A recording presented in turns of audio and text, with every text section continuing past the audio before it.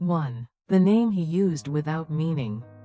Before we continue, if stories like this speak to something quiet inside you, if you've ever loved someone who was physically there but emotionally absent, I invite you to subscribe to Hidden Angle Podcast.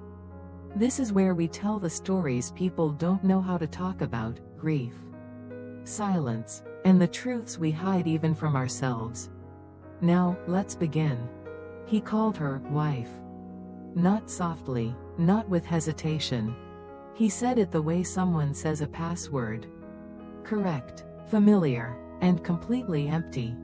Wife was a word that once meant devotion. Now, in his mouth, it meant routine. Every morning, it sounded the same. Every night, it landed with the same dull weight. A label, a role, a requirement. Claire heard it every day. And each time, it felt less like a name, and more like a reminder of what wasn't there. He never said it when he was looking at her. Never said it when his voice carried warmth. It was spoken while reaching for his keys, while checking his phone, while already halfway somewhere else. To Ethan, the word wife was safe. It required nothing from his heart. It asked no questions. It protected him from feeling anything deeper. Because meaning is dangerous when you're still mourning. There was another name he never said out loud anymore, but it lived in the pauses. In the way his eyes drifted past Claire instead of toward her. In the way silence filled the room long after conversations ended. That name belonged to someone who no longer existed, except in memory. And memory, unlike people, never asks to be seen differently. It never grows. It never disappoints. It stays perfect, because it cannot change. Claire understood something long before she could admit it. She wasn't unloved. She was unseen. She was standing in a marriage built on aftermath, where the word wife was spoken out of obligation, not out of choice. And that is the quiet cruelty of grief. It doesn't shout. It doesn't destroy things loudly. It simply replaces presence with memory, and calls it normal. 2. A marriage built after a funeral. Their marriage did not begin with celebration. There were no photographs filled with laughter. No friends raising glasses. No future spoken out loud. It began quietly, after a funeral. Ethan didn't propose because he was ready. He proposed because silence had become unbearable. In the months after Lena's death, the world kept moving in ways he couldn't follow. People returned to routines. Conversations found lighter topics.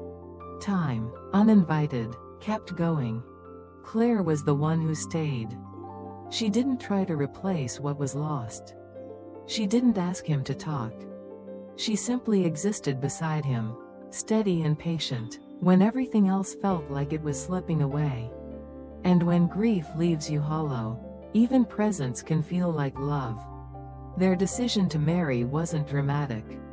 It was practical. Two lives aligning because it felt safer than standing alone. Ethan mistook relief for affection. Claire mistook loyalty for love. Neither of them said it out loud. But both of them were building something on ground that had never settled. The wedding was small, almost apologetic, as if joy itself would have been disrespectful. Ethan stood there, repeating vows that sounded correct, while a part of him stayed somewhere else. He didn't imagine a future with Claire. He imagined stability, structure, something that would stop the nights from falling apart. Claire saw the cracks long before anyone else did. But she told herself this was what healing looked like. That love, sometimes, was quiet endurance. What no one told her was this: a relationship born from grief does not grow like other relationships. It grows around pain. It adapts to absence. It learns how to avoid the rooms where the past still lives. They weren't in love. They were surviving. And survival can look a lot like commitment. Until one day, it doesn't. 3. The woman who never left his mind. She never left his mind. Not because he tried to remember her, but because memory refused to loosen its grip. Lena lived in the smallest moments. In the way Ethan paused before answering simple questions. In the reflex to turn his head when a laugh sounded familiar. In the quiet instinct to reach for a hand that was no longer there.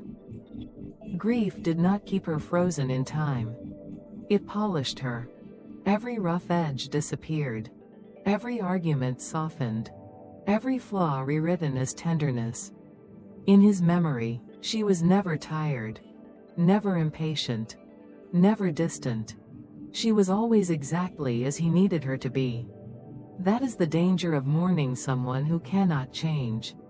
The past becomes flawless, and the present begins to feel inadequate by comparison.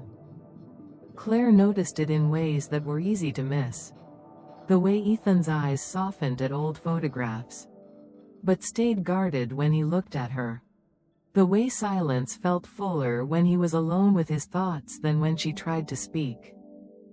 Lena existed without effort. Without needs. Without disappointment. Claire existed in real time. Which meant she needed. She felt. She asked. And grief had no room for any of that. Ethan never spoke Lena's name. But he carried her everywhere. In the routines he refused to change. In the places he avoided. In the memories he replayed at night. Instead of touching the woman beside him. He wasn't choosing Lena over Claire. Not consciously. But grief doesn't require intention to dominate a life. It only needs space, and Ethan gave it everything. Over time, Claire learned a painful truth. She was not competing with a woman. She was competing with perfection. A version of love untouched by time. Untouched by disappointment. Untouched by reality. And no living person can survive that comparison. 4. Claire's quiet devotion. Claire loved him the way some people pray. Quietly, consistently, without asking to be witnessed. She learned his grief like a language. The days when he could tolerate noise. The nights when he needed the lights dimmed. The small triggers that could collapse him without warning. A song in a grocery store. A certain brand of coffee. A date on the calendar that no one else remembered. She adapted before he ever had to ask. She stopped inviting friends over. Stopped playing music in the kitchen. Stopped wearing the perfume she used to love. Because once, Ethan flinched, just slightly. And she never wanted to cause that again. This wasn't sacrifice in the dramatic sense. No big speeches. No door-slamming fights. It was the slow, ordinary surrender that happens when you care more about keeping peace than being fully alive. She became an expert at making herself smaller. When Ethan came home late, she didn't ask why. When he stared past her, she didn't demand his eyes. When he went silent at the dinner table, she filled the space with gentle questions. He never had to answer. How was the drive? Did you eat today? Do you want tea? Questions that sounded like love, but functioned like survival. Because if she asked the real ones, do you miss me? Do you see me? Are you here with me? She was terrified of the answer. Claire did not want to be another demand on Ethan's broken heart. So she turned her love into service. Laundry folded exactly how he liked it. Bills paid before he could worry. Appointments scheduled. A home kept quiet enough for a man still haunted. And in the beginning, she told herself, this is what devotion looks like. But devotion, when it is one-sided, starts to feel less like love, and more like disappearing.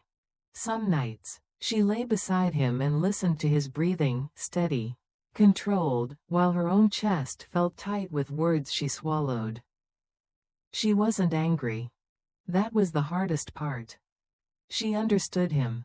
She empathized. She forgave. And yet she was slowly starving for a kind of intimacy. That grief kept postponing. Claire didn't want grand romance. She wanted small proof. A touch that lingered. A look that stayed. A voice that said her name. Like it meant her, not the role she played. But Ethan's grief had taught him to ration feeling. And Claire had taught herself to accept crumbs. As if they were enough. That is quiet devotion. Loving someone so carefully. You stop taking up space in your own life. 5. Living with a ghost between them. The house was never empty. That was the strange part. There were no extra shoes by the door. No voice calling from another room. No body sitting between them on the couch. And yet, something was always there. It lived in the spaces they avoided. The drawer no one opened. The shelf that never changed. The route Ethan refused to drive. Even years later. They didn't talk about it. They didn't need to. Grief had learned the shape of their home. It knew where to stand. Where to linger. Where to remind them of its presence without making a sound. At night, Claire felt it most clearly. Ethan lay beside her, close enough to touch. Yet distant in a way she could never reach. His body was warm. His breathing steady. But his mind was elsewhere. Moving through rooms that no longer existed. Holding conversations that had already ended. Sometimes he whispered things in his sleep. Names. Fragments of sentences. A laugh that didn't belong to the present. Claire learned not to react. She stared at the ceiling. Listening to the sound of a life continuing around her. While her own heart waited for permission to be included. They shared meals with the television on. Not for entertainment. But to fill the silence that felt too loaded to trust. They discussed groceries. Schedules. Weather. Never the space between them. Because naming the ghost would make it real.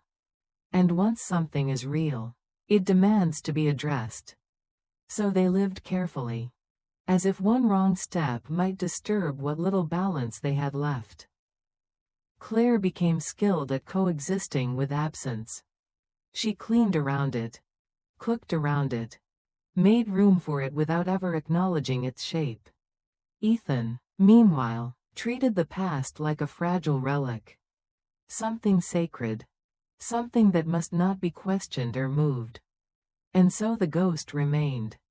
Not as a memory, but as a presence. It sat with them at dinner. Stood between them in photographs. Listened to every conversation they never finished. It wasn't threatening. It didn't scream. It simply occupied the space where intimacy was supposed to grow.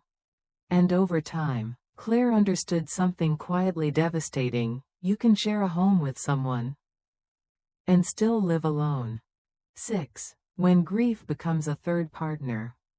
Grief didn't just live in Ethan. It moved into the marriage. Quietly. Politely, almost. Like a guest who never announced themselves. But somehow ended up with a key. At first, Claire treated it with respect. Because that's what you do with someone else's pain. You don't step on it. You don't challenge it. You don't ask it to leave. But grief is not a visitor. It's a force. And when it isn't faced, it doesn't fade. It learns how to run the house. It became the third partner at the table. The unseen voice deciding what they could talk about. What they could celebrate. What they were allowed to hope for. Ethan didn't cheat with another woman. He didn't disappear into an affair. He disappeared into mourning. Into replaying old memories like they were sacred footage. Into protecting Lena's image from reality. Into carrying the past like a shield. So he wouldn't have to risk feeling something new. And Claire, without realizing it, became the person who managed the grief. She measured her tone, softened her questions, swallowed her needs. She learned to speak in ways that would not trigger the past, to love in a volume that wouldn't wake the pain. That is how grief becomes a third partner. When one person bonds with it, and the other person learns to orbit around it. There were rules no one ever said out loud. Don't bring up the future too brightly. Don't ask for too much affection.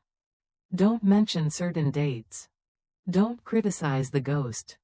Claire followed those rules because she thought they were temporary. She thought, eventually, Ethan would heal. But grief doesn't heal on its own. It calcifies. And Ethan, in his own way, loved it. Because it kept Lena close. Because it gave him a reason not to change. Because it made his numbness feel like loyalty. So when Claire reached for him, he didn't pull away in anger. He pulled away in devotion, devotion to a loss he believed he had to carry forever. And the marriage became a triangle, Claire, Ethan, and the grief that stood between them, always demanding first place. Not by shouting. Not by violence. Just by being the one thing Ethan still knew how to hold. 7. The moment Claire realized the truth. The moment didn't arrive with drama. There was no argument. No raised voices. No door slammed hard enough to make a point. It came quietly, on an ordinary afternoon that looked like every other one. Ethan was sitting at the table, staring at his phone. Not scrolling, not reading, just holding it, as if waiting for something that would never appear. Claire stood a few feet away, talking about her day. Nothing important, just small details meant to keep a marriage alive. Halfway through her sentence, she stopped. Not because Ethan interrupted her, but because she realized he hadn't been listening. Not in the distracted way people sometimes do. This was different. His eyes weren't elsewhere. They were nowhere. And in that stillness, something shifted inside her. She suddenly understood that she wasn't being ignored. She was being bypassed. Ethan wasn't choosing not to engage with her. He simply wasn't available to engage with anyone who lived in the present. The truth landed slowly, but it was heavy. She wasn't standing between Ethan and his healing. She was standing outside of it. Grief wasn't something he was working through. It was something he was loyal to. In that moment, Claire saw the pattern clearly for the first time. All the patience. All the understanding. All the silence she had offered like a gift. None of it had brought him closer. Because you cannot compete with a love that no longer has a body. You cannot be chosen over a memory that never asks for compromise. Claire felt something new rise beneath the sadness. Not anger. Not resentment. But clarity. She realized she had been negotiating her existence with someone who had already given his emotional life to the past. The marriage wasn't broken. It was paused. Held in place by a grief that refused to move forward. And she had been waiting for permission to matter. That was the truth. Not that Ethan didn't care. But that caring wasn't the same as presence. Not that he was cruel. But that his devotion was elsewhere. Claire didn't cry in that moment. She didn't confront him. She didn't demand answers. She simply felt the weight lift. Because once you understand that something is not yours to fix, you stop breaking yourself trying. 8. Love given without being received. Love can be given for a long time without being received. That's the part no one warns you about. People imagine rejection as something sharp. A slammed door, a cruel sentence, a clear no. But this was softer. This was absence. Claire wasn't pushed away. She was simply not pulled close. Her love became a daily offering. Small, steady, almost invisible. A warm plate saved for him after midnight. A jacket hung back on its hook the way he liked. A calendar quietly adjusted so he wouldn't have to face certain dates. She learned to anticipate his needs the way you learn weather, by watching tiny shifts in the air. But love is not meant to be a one-person job. When nothing comes back, the giver starts to change. At first, Claire told herself she didn't need much. That adulthood wasn't romance. That grief made people slow. That patience was kindness. So she lowered her expectations. In small, reasonable ways. She stopped reaching for his hand in public. Stopped turning toward him in bed. Stopped sharing the thoughts that made her feel too exposed. Not because she stopped loving him, but because she was tired of feeling alone in her love. There is a quiet humiliation in that. Not dramatic, not visible. Just the repeated moment of realizing you are offering warmth to someone who cannot hold it. Ethan wasn't cold on purpose. He wasn't cruel. He was numb. And numbness, when it lives long enough, begins to feel like a personality. It teaches the other person to stop asking. Stop hoping. Stop believing a different version is coming back. Claire started measuring her love in what it cost her. How many nights she swallowed tears so he wouldn't feel guilty. How many conversations she edited so he wouldn't shut down. How many times she said, "It's okay," when it wasn't. And still, she kept giving. Not because she was weak, but because she wanted the marriage to mean something. Because she believed if she loved carefully enough, he would eventually feel safe enough to return. But love doesn't work like a waiting room. You can't sit there quietly and earn someone's presence. Over time, Claire felt her tenderness harden into fatigue. Her devotion flatten into routine. Her hope thin out like breath on cold glass. This is what happens when love is given without being received. The giver doesn't stop loving. They stop existing loudly. They become quieter, smaller, less certain, until one day they look in the mirror and realize they have been starving while calling it loyalty. 9. Grief counseling begins at home. Healing didn't begin in a therapist's office. It began at the kitchen table, long after dinner plates were cleared. There was no dramatic confession. No ultimatum. No list of grievances rehearsed in advance. Just a silence that finally felt heavier than fear. Claire didn't raise her voice. She didn't accuse. She didn't name the ghost directly. She spoke slowly, carefully. Not to protect Ethan this time, but to protect herself. "I don't know how to be here anymore," she said. Her voice didn't tremble. That surprised her. Ethan looked up, confused, not defensive. As if he had never considered that the quiet between them might be costing someone something. Claire didn't ask him to stop grieving. She didn't ask him to forget Lena. She asked something smaller and braver. "I need to know if there's room for me." That was the moment grief counseling entered the home. Not as theory. Not as language borrowed from books. But as truth spoken without cushioning. Ethan didn't answer right away. He stared at the table. At his hands. Hands that had learned how to hold onto pain. Without ever letting it change. For the first time, he realized something terrifying. His grief was no longer just his. It had shaped their marriage. Defined their limits. Decided who got to feel close. Claire wasn't asking him to choose between women. She was asking him to choose between past and presence. And that choice had never felt real before. Grief had always justified itself. It had sounded noble, loyal, necessary. But now, sitting across from Claire, it looked different. It looked like avoidance. Ethan spoke quietly. "I don't know how to let go," he admitted. Claire nodded. She wasn't looking for certainty. She was looking for honesty. Because counseling isn't about fixing someone. It's about stopping the lie that silence is kindness. That night, nothing was resolved. No promises were made. No future outlined. But something shifted. For the first time, grief was no longer the authority in the room. It was finally being questioned.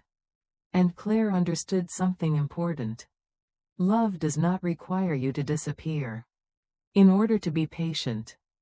10. The question he couldn't answer. The question didn't sound complicated. It wasn't dramatic. It wasn't even loud. It arrived gently.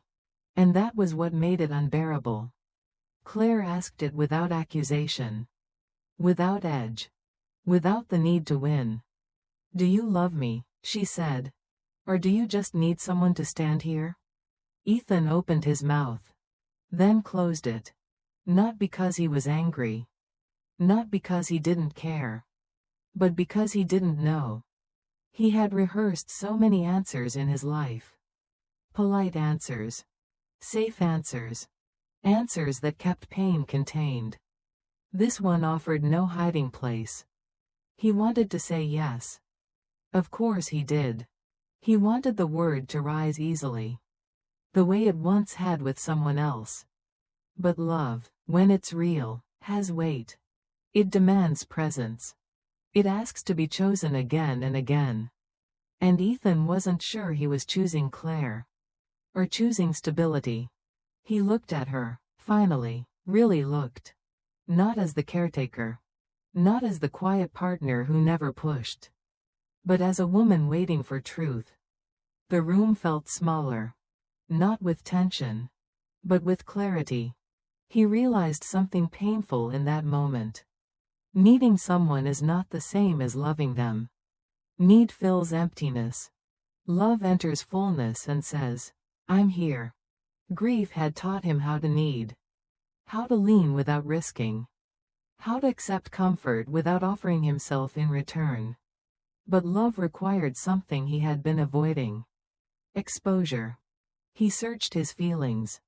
Hoping certainty would appear. Instead, he found hesitation. And hesitation, when someone is waiting, is an answer. Claire didn't rush him. She didn't rescue him from the silence. She let it stretch, long enough for the truth to stand on its own. Ethan felt the shame then. Not for grieving. But for using grief as a shield. Because if he said, "I need you," it meant she was replaceable. If he said, "I love you," it meant he had to let go of something else. And he wasn't ready to lose again. So he said nothing. And in that nothing, the question remained. Unanswered, but devastatingly clear. 11. Choosing between memory and presence. The choice didn't arrive as a command. No one told Ethan what to do. No voice declared a right answer. It arrived as a quiet pressure. The kind that builds when avoiding a decision starts to cost more than making one. Memory had always felt safe. It asked nothing new of him. It stayed where it was placed. It never surprised him. Presence, on the other hand, was unpredictable. It required response. Adjustment. Risk. To choose presence meant accepting that the past would no longer be the center of the room. That Lena's memory would remain, but not lead.